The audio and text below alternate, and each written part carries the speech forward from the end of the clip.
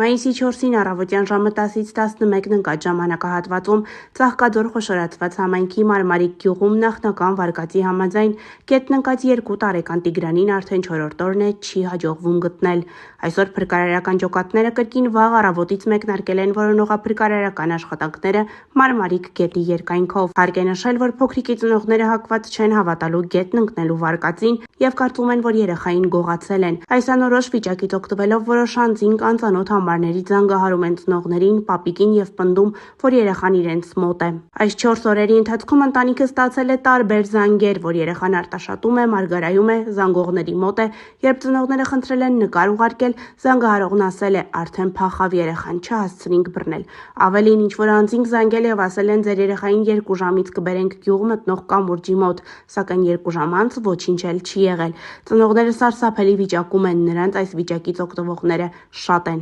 Արմլուրայեմի հետ զրույցում Մարմարիկի համայնքապետ Արթուր Քարամյանը հայտնել է, որ եղել են նման զանգեր, հոգեկան խնդիրներ ունեցող անձինք են եղել, իսկ շատերը զանգահարել են սրտացավությունից ելնելով։ Անբարեխիղճ մարդկանց զանգերն, այդ թվում օտարերկրյա հեռախոսահամարներով, ստեղծում են վախի եւ տագնապի մթնոլորտ։ Քարամյանը նշել է, որ այժմ փրկարար ջոկատներից բացի կամավորական այլ ջոկատներ եւս եկել են եւ ամբողջ գետի երկայնքով ինտենսիվ որոնողական աշխատանքներ են իրականացնում։